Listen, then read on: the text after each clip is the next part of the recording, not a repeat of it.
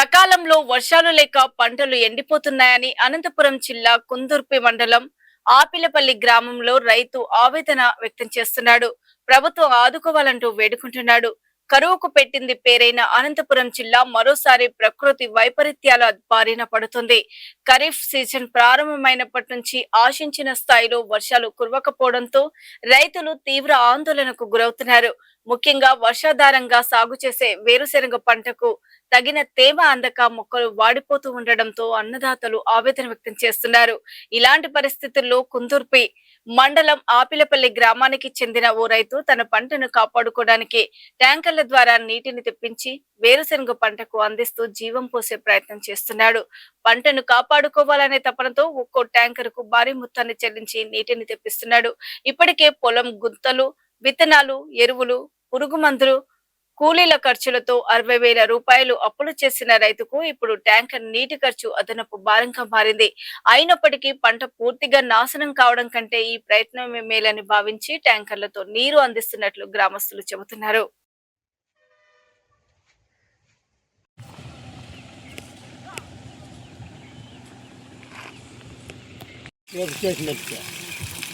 ఏమని చేస్తుంది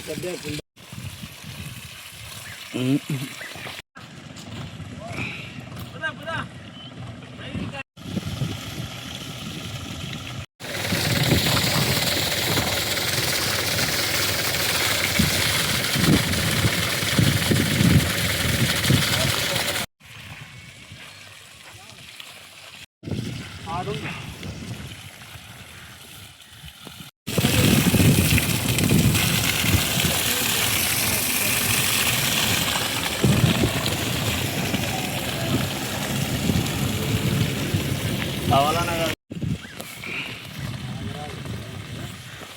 బాగా అది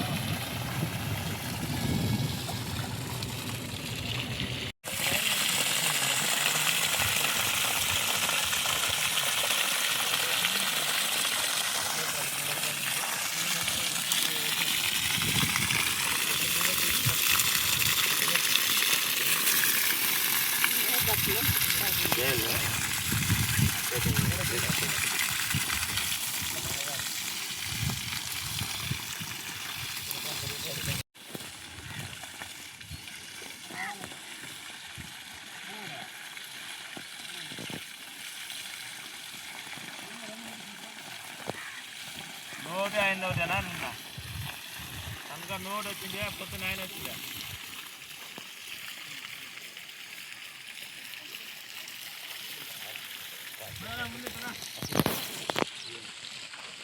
అదే సార్లు